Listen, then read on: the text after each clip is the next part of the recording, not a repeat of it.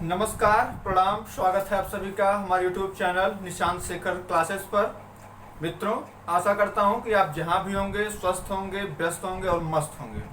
Corona काल चल रहा है, आप सभी लोग जहां भी रहें अपने घर में रहें, बाहर तभी निकलें जब आपके लिए कोई बहुत ही जरूरी कार्य आ जाए।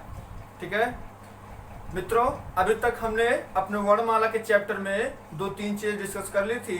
पहला स्वर और दूसरा व्यंजन। स्वर पर कितने प्रश्न बन सकते थे हमने उस पर चर्चा की, और व्यंजन पर कितना प्रश्न बन सकता था हमने उस पर चर्चा की। आगे की कड़ी में हम लोग आज पढ़ते हैं वायु संवेग के आधार पर। देखिए, वायु से मतलब क्या होता है, जैसे वायु का क्या रोल होता है हमारे यहाँ। अगर हम मुंह से कुछ भी अंदर से कोई चीज बाहर आए या बाहर से कोई चीज अंदर आए तो ये वायु, जिसे हम जिंदा है तो वो ऑक्सीजन की वजह से ही है। तो वायु के आधार पर, वायु संवेग के आधार पर वर्ण की जो व्यवस्था की गई है वो मतलब कौन सा अल्प वायु किसमें निकलती है, किसमें अधिक वायु निकलती है। तो इन सब चीजों की चर्चा हम इसमें करेंगे, कुछ ट्रिक सीखेंगे और कुछ बेसिक चीजें। और आपके पास चूंकि मुंह है, आप जिंदा है और आप अंदर से हवा भी निकलती है, इसलिए आप भी अपने से ट्राई करिएगा। हम कोशिश करवाएंगे कि जो हम आपको बताएं आप अगर अपने ऊपर प्रयोग करें तो आप उसमें बिल्कुल फिट बैठे। देखिए, आइए, वायु संवेग के आधार पर, हालांकि ये प्रश्न बनता नहीं है लेकिन मैंने बना दिया है कि वायु संवेग के आधार पर वर्ण को कितने पार्ट में बांटा गया है। तो 2 पार्ट में, एक होता है अल्प प्राण और एक होता है महाप्राण। वायु संवेग के आधार पर वायु संवेग के आधार पर वर्णों को कितने पार्ट में बांटा गया है, तो वो बांटा गया है 2 पार्ट में। कौन कौन सा? एक अल्प प्राण और एक महाप्राण। देखिए, अल्प प्राण किसे कहते हैं? अल्प प्राण जिन व्यंजन वर्णों के या जिन व्यंजन ऑब्लिक स्वर वर्णों के उच्चारण में अल्प मात्रा में मुख से निकले, जिन व्यंजन वर्णों के उच्चारण में वायु अल्प मात्रा में मुख से निकले, वो हमारे क्या कहलाते हैं? अल्प प्राण कहलाते हैं। क्या कहलाते हैं? अल्प प्राण कहलाते हैं। ठीक है, देखिए, अल्प प्राण है कौन कौन से? तो आपको मैं जब व्यंजन वर्ण आपको पढ़ा रहा था तो वहां पर मैंने वर्ग डिस्कस किया था। क वर्ग, च वर्ग, ट वर्ग, त वर्ग, प वर्ग, है ना, ये डिस्कस किया था हमने। तो जो अगर आप अल्प प्राण देखेंगे तो अगर आप परिभाषा के दृष्टिकोण से देखें तो कह रहा है जिन व्यंजन वर्णों के उच्चारण में वायु अल्प मात्रा में मुख से निकले। ठीक है, आप खुद डिसाइड कर लीजिए। अगर आपके पास, पहले तो इसको पढ़ लीजिए, फिर इसको प्रयोग के आधार पर हम लोग देखेंगे कि ये चीजें हमारे समझ में क्या जो चीज बताए हैं वो चीज हम अगर प्रैक्टिकल करके देखें तो वहां भी सक्सेसफुल है या नहीं सक्सेसफुल है। तो इसी कड़ी में देखिए, वर्ग, जो हमने वर्ग आपको बताया था, वर्ग का पहला, तीसरा और 5वां अक्षर 135 याद रहेगा। 135 वर्ग का 135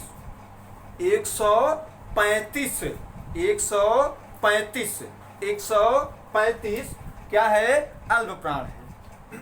आ है, यहां से आप देख लीजिए, आ है।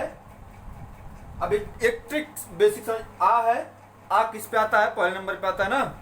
अगर ला देखेंगे आप, ल, अगर आप ल को देखें, अगर आप ल देखें, चूंकि अल्प में ल आया हुआ है, देखिए ला आया हुआ, अगर आप ल को देखें तो ल जो है यहाँ ऐसे पढ़ेंगे ना, य र ल व, तो ये ला किस स्थान पे है? तीसरे स्थान पे है ना। तो मतलब क्या है, अगर ल यहाँ आया हुआ है, अल्प है, ला आया हुआ है, तो ला चूंकि तीसरे स्थान पे है तो पहला और तीसरा इस प्रकार से हो जाएगा। और जब ये ला आया ना, देखिए ला आया हुआ है, तो अब ला से नहीं मतलब है हमारा 1 और 3 क्लियर हुआ तो 5 उसमें साथ में आएगा। 135 हमको याद ही है, तो ये चीजें आ गई हमारे साथ, है ना। तो अगर आपको याद करना है तो आप ला यहाँ दिख जाए तो मान चलिए, अगर आप जैसे पूछ दे कि क है ना, तो आप याद करिए 135 में ल मतलब 1 3 5, ल 3, तो क ख ग। अगर पूछ ले ड पूछ ले आपसे तो आप याद करेंगे ना 135 मतलब अल्प प्राण है। अल्प प्राण पहले पता लगा लेंगे, तो अल्प प्राण देखेंगे कि यार ल तीसरे स्थान पे है, मतलब तीसरे स्थान पे आ रहा नहीं आ रहा है ड, तो ट ठ ड मतलब आ रहा, मतलब वो अल्प प्राण है। तो पहले आप जब भी एग्जाम में बैठिए तो आप ये देखिए कि कौन सा इनमें से ऑप्शन नहीं है। पहले आप ये डिसाइड कर लीजिए कि इसमें से कौन सा नहीं है ना। तो आपको कौन सा है ये बड़ी आसानी से पता लग जाएगा। देखिए, ये आपको ट्रिक मिल गई सीखने के लिए कि अगर अल्प में ल है तो ल मतलब तीसरा, और तीसरे का मतलब है 135। अगर हमको अल्प प्राण ज्ञात करना है तो जो व्यंजन वर्ग है, स्पर्श वर्गीय व्यंजन जो है, जो हमारे उदित व्यंजन है, उनका पहला और तीसरा पांचवा जो वर्ण है वो हमारा क्या होगा, अल्प प्राण होगा। इस कड़ी में क ग अंग च ज इया त ड ळ त द न प ब म, ये हमारे क्या है, ये हमारे अल्प प्राण है। सभी स्वर की बात की, सभी स्वर हमारे क्या है, तो सभी स्वर हमारे क्या है, अल्प प्राण है। लेकिन स्वर कहाँ तक रखे गए हैं, वो मात्र और मात्र अ से लेकर के अ तक। अंग और अ ये दो चीजें आपको, हालांकि अंग इसमें भी आगे पढ़ेंगे, ये जो हमने बताया ना था आपको स्वर पढ़ाते टाइम कि स्वरों की जो संख्या है वो कितनी है, 11 है। मात्रा के आधार पर बताते 10 है, लेकिन स्वर की कुल संख्या कितनी है, वो 13 बताया था हमने। तो 11 स्वर ही हमारे क्या होते हैं, अल्प प्राण होते हैं। ठीक है, अब आते हैं अंतस्थ व्यंजन। हमने बताया था अंतस्थ व्यंजन या हृदयवर्णी व्यंजन। देखिए वीडियो में जो पिछली चीजें होती हैं, चाहे जो भी हम वीडियो बनाए उससे रिलेटेड कोई भी चीज आएगी तो मैं आपको उसके विषय में पूरा बताऊंगा, तभी आगे बढ़ूंगा। जैसे अंतस्थ व्यंजन, अंतस्थ व्यंजन का एक और नाम है हृदयवर्णी व्यंजन, और इनकी संख्या कितनी है, 4 है। य र ल और व, इतनी संख्या है, य र ल और व। ठीक है, ये हमारे क्या है, ये हमारे अल्प प्राण है। और हम जब पढ़ रहे थे उच्छिप्त या द्विगुण व्यंजन, तो वहां से ढ़ आया कि वर्ड आया था, क्या था, ढ़। तो ढ़ हमारा क्या है, अल्प प्राण। और अंगा मत, इसको हम बताए थे क्या, अनुस्वार, इसको अनुस्वार बताए थे ना, एक अनुस्वार बताए थे वहां पे स्वर के साथ, और एक क्या बताए थे आपको, विसर्ग। तो विसर्ग की बात में अल्प प्राण को सुन लीजिए। जैसे देखिए अब इसको करना है, अगर क ग अंगा को आपको निकालना है तो ऐसे हाथ को आगे ले जाइए, ऐसे बोलिए क ग अंग। आपको लगेगा कि यहां से जो वायु अंदर से निकल रही है वो कहीं ना कहीं अल्प मात्रा में हाथ से टकरा रही है। अब देखिए जैसे च ज इया को बोलना है, च ज इया, आप बोलेंगे तो बहुत ही अल्प मात्रा में वायु हाथ से टकरा रही है, इसलिए क्या है, ये अल्प प्राण है। तो ऐसे ही जैसे ट ड ड़ आप कर लेंगे, त द न, आप बहुत ही अल्प मात्रा में वो चीजें निकल रही है। अब इसी कड़ी में प ब म कर लेंगे तो प ब म हो जाएगा। अब अ और औ करते हैं, अ ई उ ओ। तो ये चीजें इस प्रकार से हो जाती हैं। अब य र ल व, है ना, बहुत ही अल्प मात्रा में। ये अंतस्थ व्यंजन इसका वही है। फिर इसके बाद अड़ और अंग, अड़ अंग, बहुत ही अल्प मात्रा में जीभ थोड़ा ऐसे करके चलती है ना। तो ये हमारा अल्प प्राण हमने डिस्कस कर लिया। अब चलते हैं किस पे, महाप्राण पे। देखिए महाप्राण में क्या है, जिन वर्णों के उच्चारण में श्वास अधिक मात्रा में निकलती है, जिन व्यंजन वर्णों के उच्चारण में श्वास अधिक मात्रा में निकलती है, वो हमारे क्या कहलाते हैं, वो हमारे कहलाते हैं महाप्राण वर्ण। देखिए महाप्राण को भी हम जो सीखेंगे वो कुछ इस प्रकार से सीखेंगे कि इसमें पहले तो हम इसका ट्रिक सीख लेंगे, और ट्रिक के बाद हम उसका, क्योंकि पहले देखिए होता क्या है, ट्रिक हम सीख लिए, मान लीजिए वहां पे काम ना आए, लेकिन जो हमारा बेसिक होगा, अगर हम एग्जाम में बैठे हैं, हालांकि तेजी से बोल तो सकते नहीं, नहीं तो बवाल हो जाएगा। बवाल का मतलब समझ रहे हैं क्या हो जाएगा। तो अब जैसे आप धीरे से बोलिए, है ना, धीरे से बोल लीजिए, ऐसा तो नहीं कि हल्ला मचा। अब बोलिए क, तो ये अल्प प्राण है कि नहीं है।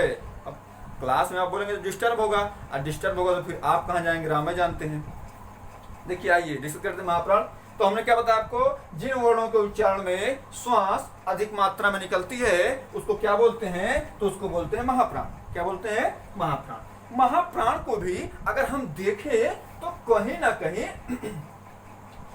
कहीं एक प्रकार से अगर एक ट्रिक हम बनाए, ट्रिक अगर हम इसकी बनाए तो इसमें ऐसा नहीं है कि जो है हमको ट्रिक नहीं मिलेगी, बिल्कुल मिलेगी आपको। आप देखिए यहाँ पे ये ह वर्ड है, यहाँ पे ह आया है।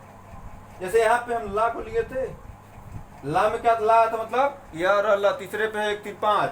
अब यहाँ पे किसको लेंगे, ह लेंगे, क्या मतलब स ह किस स्थान पे है। देखिए अगर आप इसको पढ़ेंगे तो ये किस स्थान पे है, ये चौथे स्थान पे है। मतलब क्या है, अगर महाप्राण ज्ञात करना है तो स ह, अगर 4 है तो 4 के साथ कितना आएगा, 2 आएगा, और 2 आएगा तो 2 और 4 हमारा क्या है, महाप्राण है। इतनी बात क्लियर है, ज्यादा तेज होगा तो बताइएगा। देखिए मतलब अगर हाँ हम खुद पकड़, जैसे वहां पे ला पकड़ते हैं, हाँ पकड़ लें।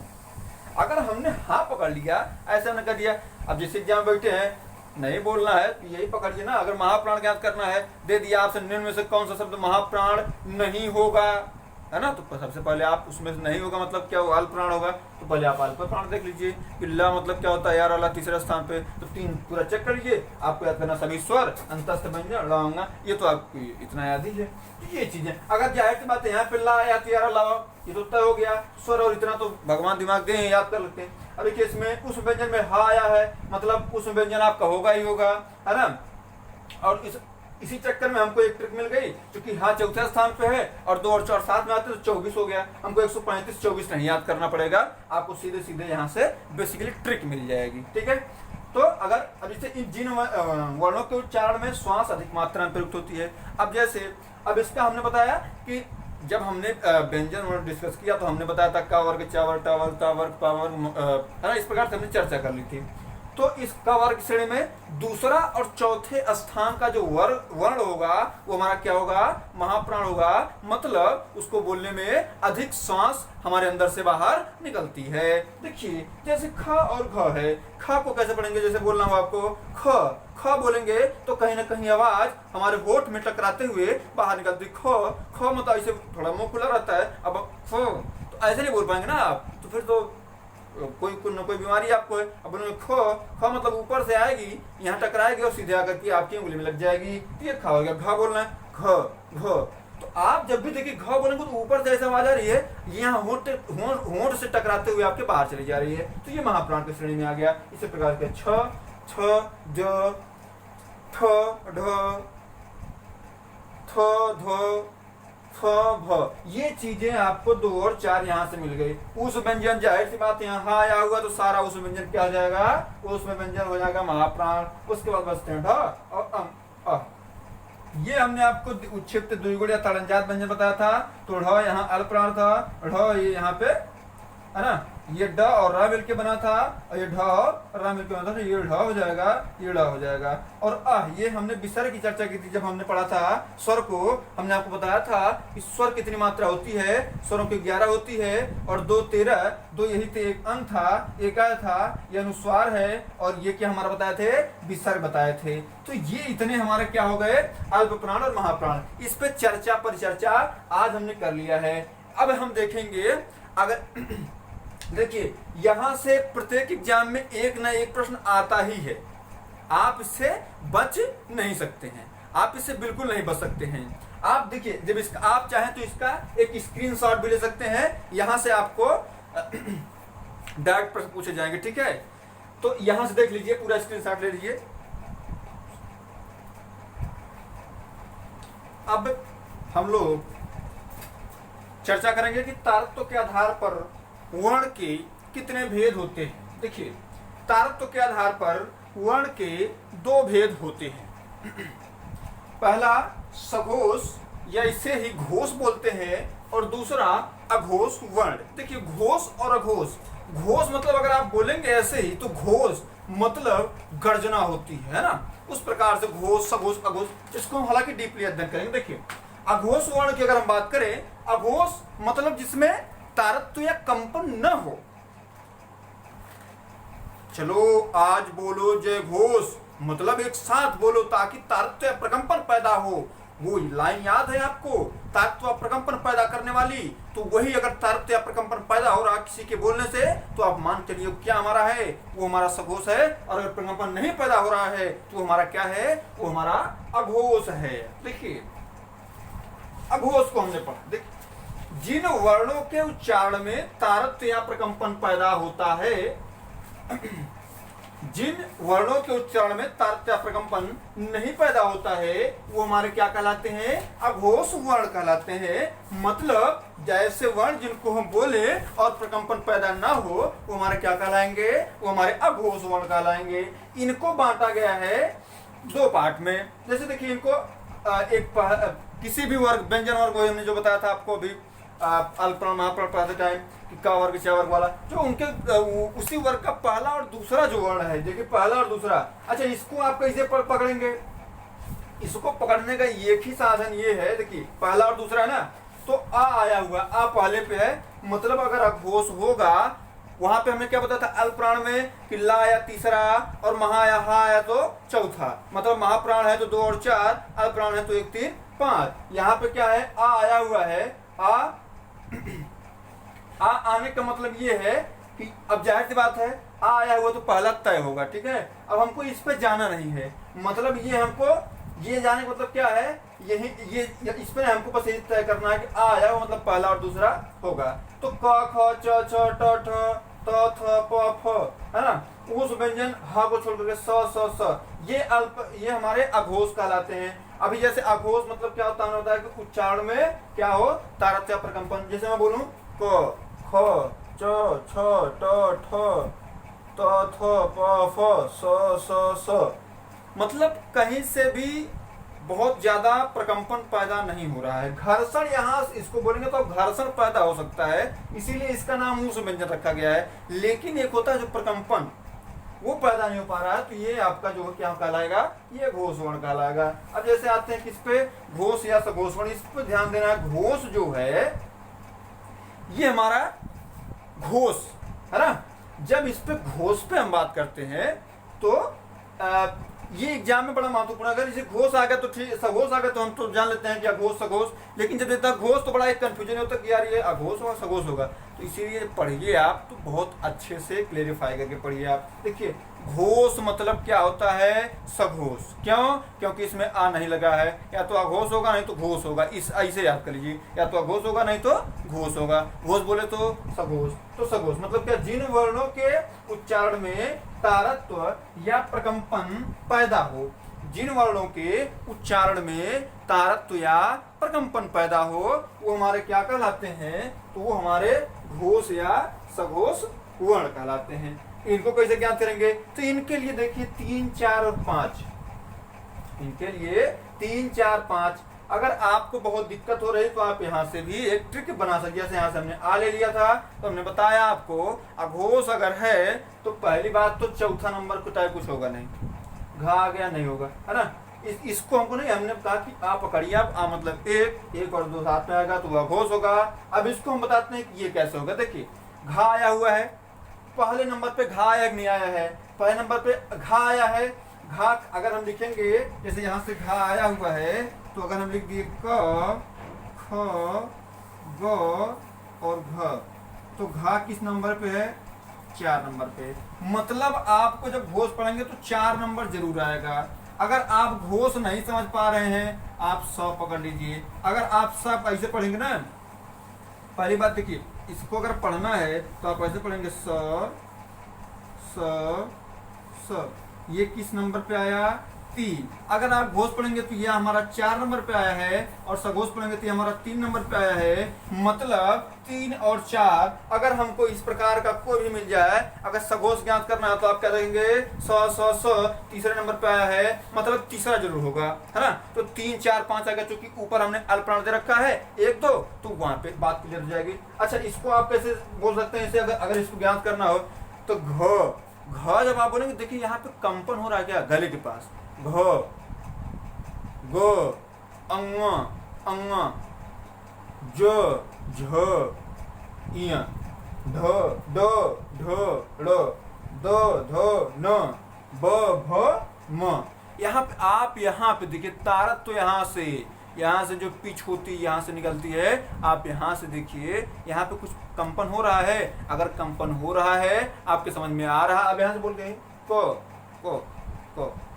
बहुत हल्का सा कंपन, वहाँ पे वो नहीं, मतलब एक प्रकार से ये कहे कि वहाँ वो कंपन शून्य टाइप का होता है। तो हो गया, सभी स्वर जितने 11 स्वर हैं वो किस में आएंगे, अघोष में, सॉरी घोष या सघोष में आएंगे। जो अंतस्थ व्यंजन है ये बेचारे हमेशा आप मान चलिए कि जहां स्वर होगा वहां पे अंतस्थ व्यंजन आएगा। अभी जब हम लोग पढ़ रहे थे तो वहां पे भी ये आया था। अब पूछेंगे कैसे, कहाँ आया था, तो यही याद करिए, ला मतलब अल्प प्राण। अल्प प्राण बोले तो अगर ला आ गया तो सभी वहां पे स्वर भी आएगा। मतलब आप अगर अल्प प्राण में ये दोनों रखे थे ना हम लोग, है ना, तो ये आ गया हमारा सभी स्वर और अंतस्थ व्यंजन, ये आएगा। अयोग हुआ, हमने आपको जब स्वर पढ़ाया था तो हमने आपको बताया कि स्वरों की संख्या कितनी होती है, 11 होती है। हम यहाँ पे 13 लिख सकते थे, यहाँ पे हम लिख देते 13, तो फिर आपको एक समझाना पड़ता अंग और अ, मतलब अनुस्वार और विसर्ग। अनुस्वार और विसर्ग मैं इसलिए ज्यादा, ये अनुस्वार है और ये विसर्ग मैं इसलिए बोल रहा हूं क्योंकि ये यूपी टेट के एग्जाम में डायरेक्ट क्वेश्चन पूछा जा चुका है। अगर मैं किसी शब्द पर जोर दे रहा हूं तो आप मान चलिए कि वहां से डायरेक्ट एग्जाम में क्वेश्चन आया हुआ है। तो अंग और अ ये हमारे क्या है, तो आप ऐसे बोल सकते हैं कि जितने स्वर हैं, मतलब 13 स्वर हमारे क्या होते हैं, घोष या सघोष होते हैं, है ना।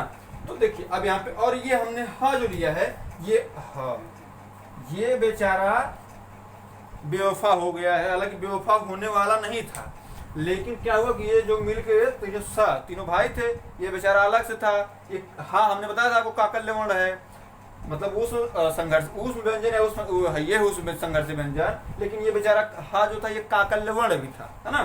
का मतलब एक प्रकार से यहाँ से ह, मतलब अंदर से अगर यहाँ से थोड़ा वो करें तो ये कंठ से थोड़ा इसका काकल्य वर्ण था, तो ये बेचारे यहाँ से निकाल दिए गए। ये हमने बताया था वर्ष वर्ण था ल र न स, है ना। तो ये बेचारा, ये मिले तीनों भाई, मारे इसको बल भर, ये बेचारा भाग गया। ये भाग के अघोष में थे वो लोग, तो कहा जब जिसे होता क्या, गाँव होती ना दुई पार्टी, अगर एक पार्टी मारा जाए दूसरी पार्टी में आदमी चला जाता है, नेता देख लीजिए, इसी पर थोड़ा नेता टाइप का आदमी था ये। तो ये बेचारा अघोष में से मारा गया, कहा गया इसे है अब अघोष वाले में नहीं रहेंगे, हम चले जाएंगे सघोष वाले में, घोष वाले में चलेंगे। तो ये बेचारा भाग के चला है किसमें, सघोष वाले में।